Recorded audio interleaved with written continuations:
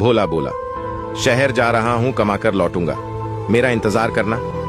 वैष्णवी बोली, जल्दी आना वरना घर वाले मेरी कहीं और शादी कर देंगे। भोला चला गया। धीरे धीरे दिन गुजरे, महीने गुजरे, फिर साल गुजरने लगे।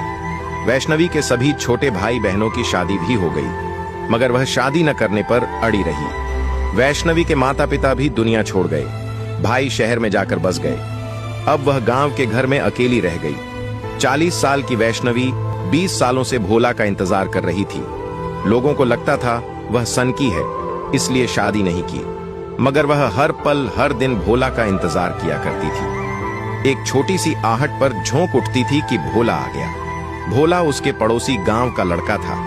गांव के एक मेले में दोनों की आंखें मिली थी, फिर दोनों ही एक दूसरे को दिल दे बैठे थे। भोला बोला था, शहर में जाकर कोई नौकरी करूंगा, फिर तेरा हाथ मांगने तुम्हारे घर आऊंगा। 20 साल हो गए थे भोला को गए हुए, न कोई चिट्ठी आई, न कोई और समाचार मिला। वह हर महीने उसके गांव होकर आया करती थी, मगर गांव में अब भोला का कोई सगा नहीं बचा था। उसके माता पिता तो बचपन में ही उसे अनाथ कर गए थे। वैष्णवी थोड़ी बहुत सिलाई जानती थी। गांव की औरतें उससे अपने कपड़े सिलवाया करती थीं। इतनी आमदनी हो जाती थी कि वैष्णवी को पेट भरने के लिए किसी के सामने हाथ नहीं फैलाना पड़ता था। शुरू शुरू में भोला के बारे में अफवाह उड़ा करती थी। कोई कहता था वह जेल में बंद है, कोई कहता भोला अब इस दुनिया में नहीं है। मगर 20 साल बाद तो भोला को कोई याद भी नहीं करता था सिवाय वैष्णवी के। वैष्णवी के भाइयों ने भी शुरू में वैष्णवी को शहर ले जाने की कोशिश की थी। जब वह नहीं गई तो धीरे धीरे वे भी बेपरवाह होते गए। अब तो उनको भी गांव आए कई वर्ष हो गए थे। वैष्णवी के पास भोला की यादों के सिवा कुछ न था।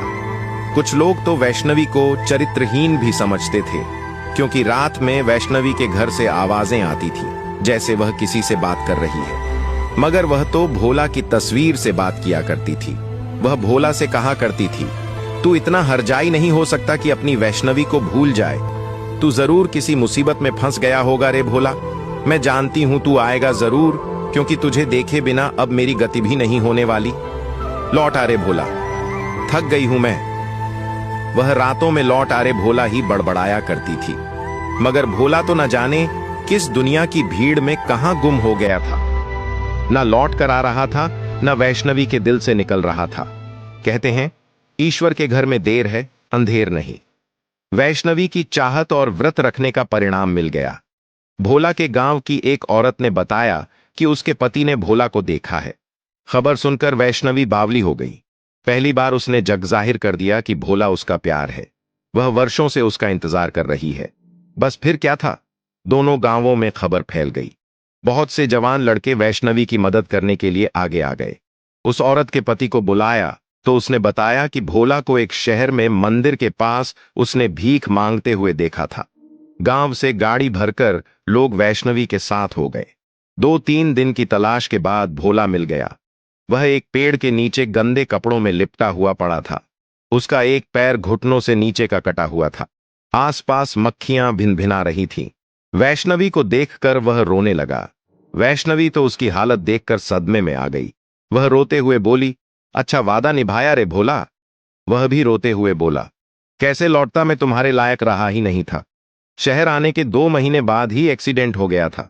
बहुत चोटें आई थीं, पैर कट गया, शरीर सुन्न रहने लगा था। वैष्णवी बोली, और वहां मैं बिल्कुल अकेली पड़ गई थी। रात दिन तेरे लिए दुआ किया करती थी। जब भी कभी छींक आती थी मैं रो पड़ती थी। 20 साल से आंसू बहा रही हूं। तूने मेरे प्रेम को इतना छोटा कैसे समझ लिया रे? भोला के पास वैष्णवी के सवालों का कोई जवाब नहीं था। फिर भोला को गांव लाया गया। उसको नकली पैर चढ़ाया गया ताकि वह खुद चलकर फेरे ले सके।